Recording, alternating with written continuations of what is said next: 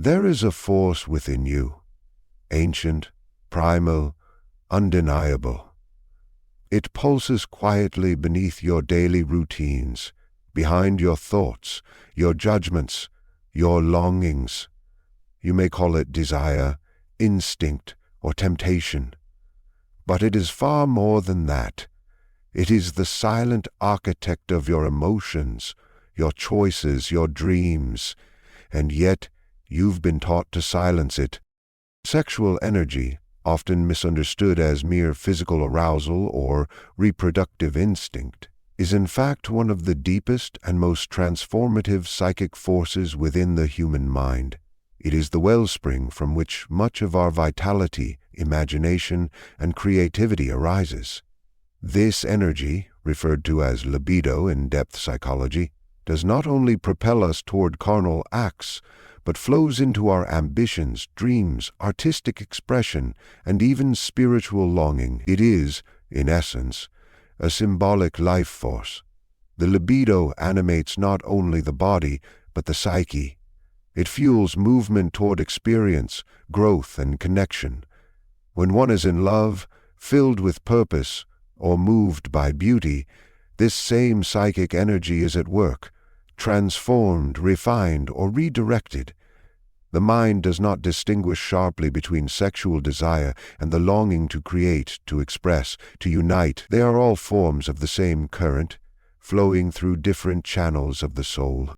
In many individuals, this energy is not allowed to move freely.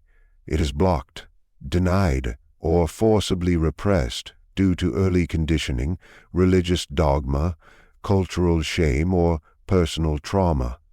When this happens, the libido does not vanish, it is displaced. Instead of a conscious channel, it enters the unconscious, where it may take the form of obsession, neurosis, compulsion, or irrational attachment. A person may become overly fixated on power, control, productivity, or status, all as a masked expression of unmet instinctual needs. Dreams may become charged with erotic images, not because the person is depraved, but because the psyche is attempting to restore balance, to bring attention to a suppressed psychic truth. The libido, when denied, will find its way to the surface through symbols, metaphors, and psychological symptoms. This psychic energy is also deeply tied to our drive toward wholeness. It seeks union, not merely with another body, but with the hidden aspects of the self. Sexual desire, when examined more deeply, is often the surface of a much more profound yearning, to merge the inner masculine and feminine, the known and the unknown, the ego and the shadow. It is no accident that erotic desire so often feels like a craving for transcendence. The body becomes the gateway through which the soul seeks to experience itself more fully. Thus, even in its rawest forms, sexual energy contains a hidden, spiritual impulse. Rather than being shameful or dangerous, this energy is a sacred element of the psyche's design. When acknowledged and integrated consciously, it provides vitality, focus, and clarity. When denied or overindulged unconsciously, it distorts the self. True psychological maturity requires neither indulgence nor suppression, but transformation. The capacity to feel the sexual energy without being enslaved by it, to recognize its symbolic meaning and harness its power for growth, intimacy, and deeper self-awareness. In understanding libido not just as a biological urge, but as a symbolic expression of life itself, one begins to grasp its true importance, not merely in sexuality, but in the architecture of the human soul. Sexual repression lies at the heart of much of the psychological fragmentation that individuals experience. From an early age, society instills in us a system of values and taboos that determine what is acceptable and what must be hidden. Among the most heavily guarded and repressed aspects of the psyche is sexuality. This repression is not limited to behaviors, but extends deeply into thoughts, fantasies, emotions, and unconscious desires. As these elements are deemed inappropriate or shameful, they are pushed out of conscious awareness and into the unconscious mind, where they form part of what is known as the shadow. The shadow consists of all the parts of the self that the ego refuses to acknowledge: instincts, urges, fears, and even creative potential. And sexuality is one of its central components. When sexual thoughts and feelings are repressed, they do not simply disappear. Instead, they begin to influence behavior in indirect and often destructive ways. Repressed sexuality can manifest in compulsive habits, irrational fear of intimacy, distorted relationships, or emotional numbness. A person may develop rigid moral codes or obsessive religious behaviors to maintain control over their internal conflict. They may project their hidden desires onto others, condemning in the outer world what they cannot accept within themselves. What is disowned in the psyche returns in distorted form, seeking expression through symptoms, behaviors, or dreams. A man who represses his erotic desires may find himself inexplicably drawn to pornography or infidelity, not because of conscious choice, but because his unconscious seeks to balance what the ego has denied. This internal conflict leads to suffering because the psyche longs for integration, not division. The more energy that is spent in denying or avoiding sexual impulses, the more fragmented the self becomes. Dreams, for example, become a theater for the unconscious, where repressed sexual content appears as symbolic figures, acts of union, or terrifying confrontations. The psyche is not content with repression.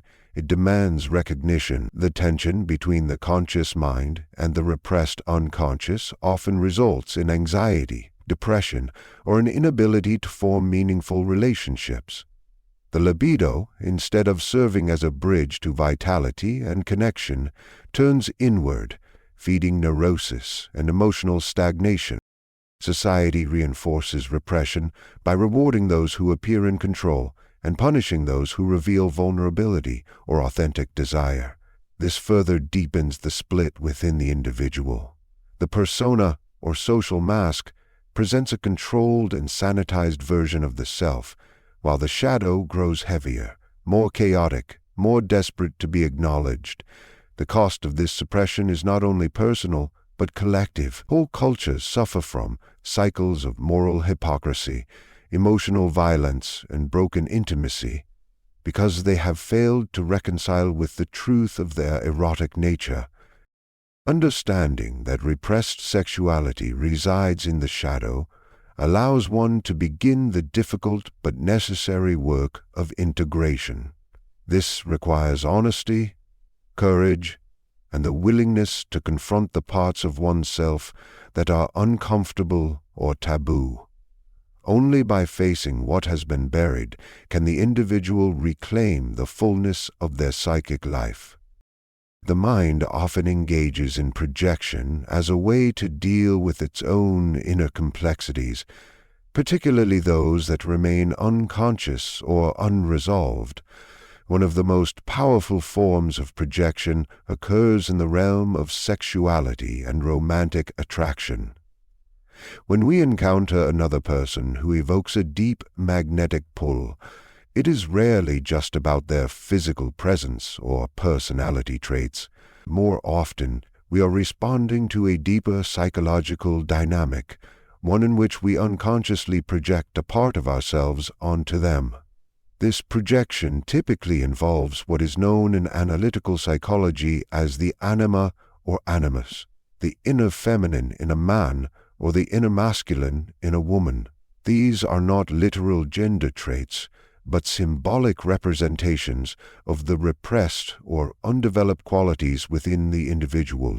When someone falls in love, especially in a way that feels irrational, overwhelming, or obsessive, it is frequently because they are encountering their own anima or animus in symbolic form through another person. This other becomes a mirror, reflecting back what the psyche longs to integrate. The feelings of longing, desire, or infatuation are not only about physical union, but about psychological wholeness.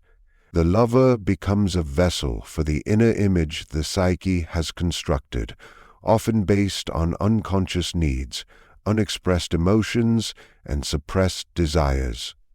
The power of this attraction lies not in the actual qualities of the other, but in what they have come to represent.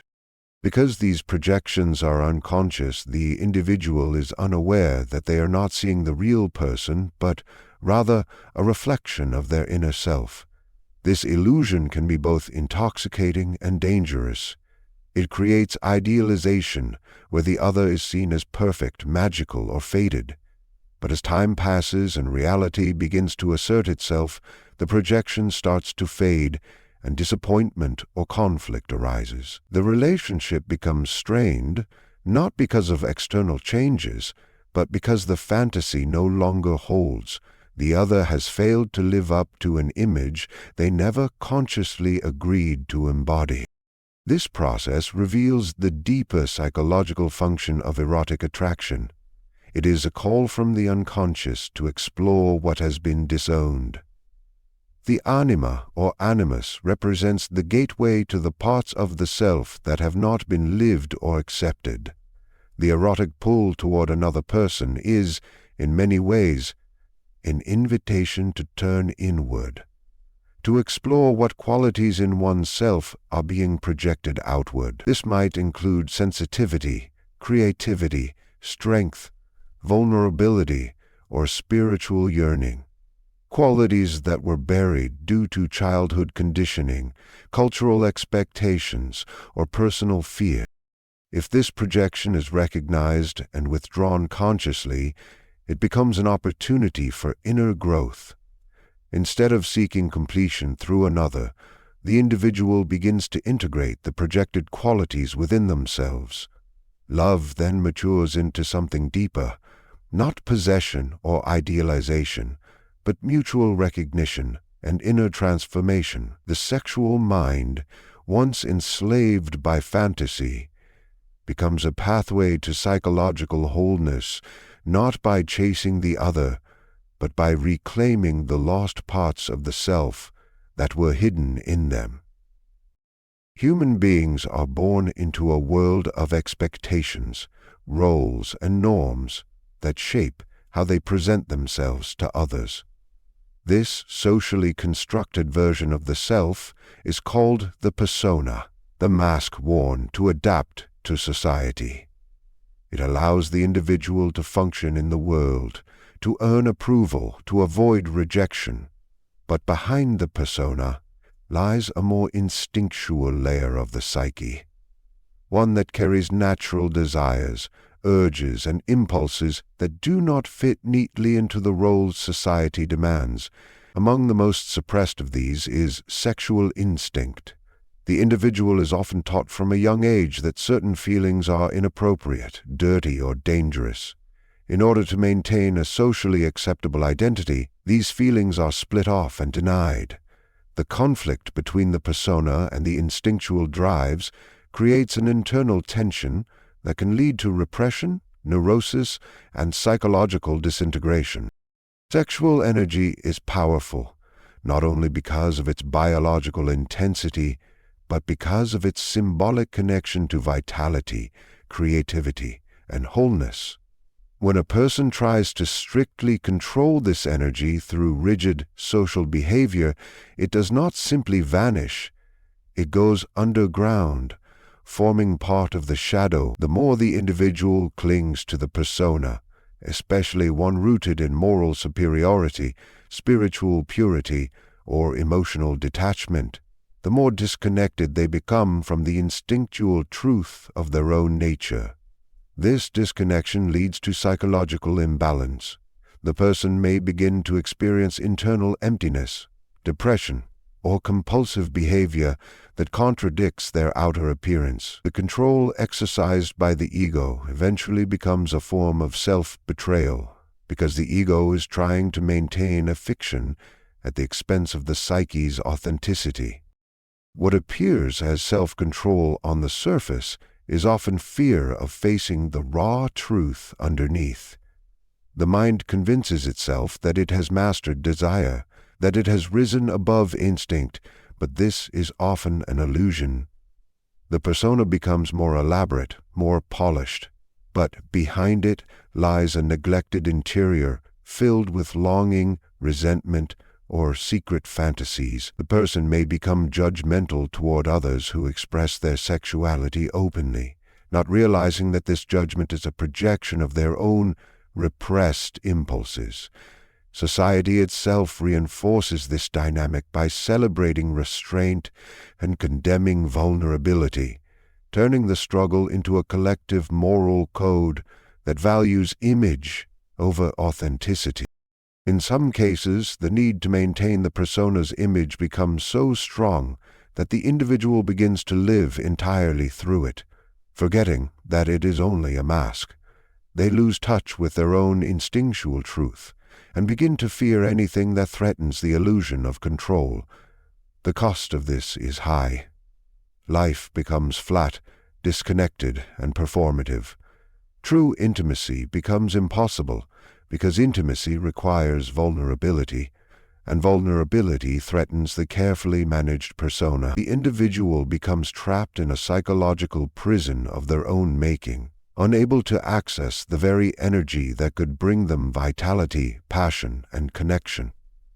The sexual instinct, if integrated rather than suppressed, could return as a source of power and creativity, but when masked by persona, it becomes distorted and misdirected, contributing to inner conflict and suffering.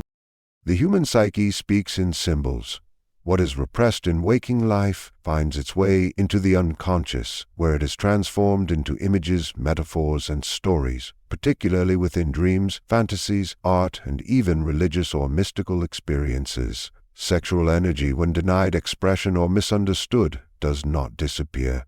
Instead, it reemerges in symbolic form, cloaked in the language of the unconscious. This is why erotic themes are so prevalent in dreams, not because the dreamer is merely indulging in fantasy, but because the psyche is trying to express something deeper about desire, longing, and the need for inner integration. A dream about intimacy, seduction, or union may not be about literal sex, but about the symbolic marriage of opposing forces within the self, the conscious and unconscious, the masculine and feminine, the spiritual and instinctual.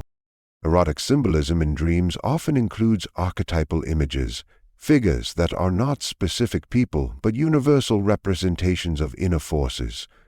A mysterious woman may appear, not as a reflection of a real person, but as the anima, representing the inner soul and emotional life of a man.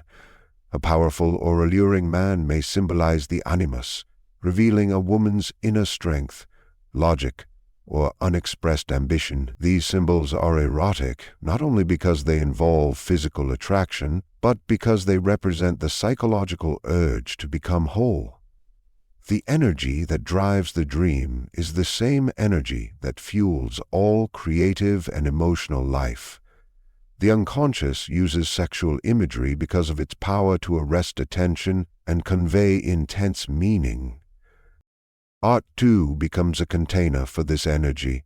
Throughout history, artists, poets, musicians, and mystics have channeled their erotic energy into creation. Their work often blurs the line between the sensual and the sacred. A painting of a nude body may be about more than physical form. It may express vulnerability, divinity, or the longing for union with something greater. Erotic energy, when sublimated, becomes the driving force behind the creation of beauty, truth, and transcendence. It becomes a way to reach beyond the personal into the collective unconscious, drawing from symbols that resonate universally. Even religious experience is not free from this transformation. Many mystics have described their union with the divine in terms that echo physical and erotic intimacy. Ecstasy, surrender, longing, these are not just spiritual terms, but also deeply erotic ones. The same energy that seeks union with a lover may, when redirected, seek union with the divine. It is not the content of the desire that defines it, but the depth of the feeling and the symbolic structure behind it. When the psyche cannot express its erotic nature directly, it elevates it into another realm where it can be felt safely. Art, poetry, ritual, vision. Thus, the erotic mind speaks not only in acts, but in symbols. It reveals itself in dreams, in stories, in moments of creative inspiration and spiritual insight. What is suppressed by the ego is reimagined by the unconscious, seeking not indulgence, but recognition. The soul longs to be seen, and when denied, it finds a way to speak in the only language it has left, symbolism. The path to psychological wholeness is not through denial of desire, but through the conscious integration of it. Many individuals, in their pursuit of morality, control, or spiritual ideals, attempt to conquer their instincts through repression or avoidance.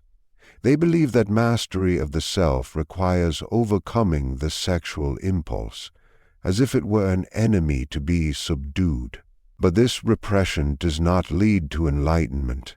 It fragments the psyche, creating inner conflict, shame, and a false sense of superiority.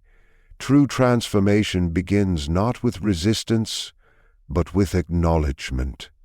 The sexual instinct is not a flaw, but a fundamental expression of the life force, rooted in the depths of the unconscious, and woven into the very fabric of identity, emotion, and connection. The mind cannot find peace by rejecting part of itself. What is pushed into the unconscious only grows in power, emerging in dreams, projections, and compulsions. When desire is repressed, it does not vanish. It becomes distorted. The individual may develop addictions, uncontrollable urges, or depressive states, not because of excess desire, but because of its unrecognized presence in the unconscious. The goal is not to act out every impulse, but to bring it into the light of consciousness, where it can be understood, accepted, and transformed. Awareness allows one to choose, not blindly follow. The psyche, when honored rather than controlled, reveals the symbolic meaning behind its desires. Sexual energy, when integrated, becomes more than mere physical craving. It transforms into passion, vitality, creativity, and a capacity for deep connection. The same energy that compels physical union can be redirected toward artistic creation, compassionate action, or spiritual awakening. But redirection does not come from suppression. It arises from inner dialogue, reflection, and a willingness to see oneself without judgment. The individual who makes peace with their desires no longer needs to hide or project them onto others. They reclaim their own energy, and with it, their authenticity. Wholeness is the union of opposites, light and shadow, reason and instinct, control and surrender. To achieve this unity, one must descend into the very places they have been taught to avoid. This includes confronting the sexual mind, not to be enslaved by it, but to understand its message. Every impulse carries symbolic meaning. Desire may speak of loneliness, of creative yearning, of the wish to merge with something larger than the self. The sexual impulse is not just a call to the body, but a call to the soul, urging integration with forgotten or denied parts of the self. To integrate sexual desire is to step into the fullness of one's humanity. It is to accept the body, the emotions, the fantasies, and the contradictions without shame or fear. This process demands honesty, patience, and compassion for one's own complexity. Transformation is not achieved through rejection, but through conscious embrace. The individual who turns toward their inner world with open eyes does not become enslaved by desire. They become free. Through integration, the erotic becomes sacred, not by purification, but by acceptance of its deeper purpose within the architecture of the soul. We spend our lives seeking control, believing that mastery means denial. But what we suppress does not die. It waits, it distorts, it returns in disguise. The sexual mind, feared and hidden, is not our enemy, it is our mirror. Within it lies not only desire, but also the lost fragments of the self, the creativity we buried, the vulnerability we feared, the connection we craved. To awaken is not to destroy this force, but to understand it, to meet it with consciousness, not condemnation. Integration is the path, where shadow meets light and the split self becomes whole. In facing what we've avoided, we reclaim what we are, not broken, not impure, but deeply, unbearably human, and ready to be free.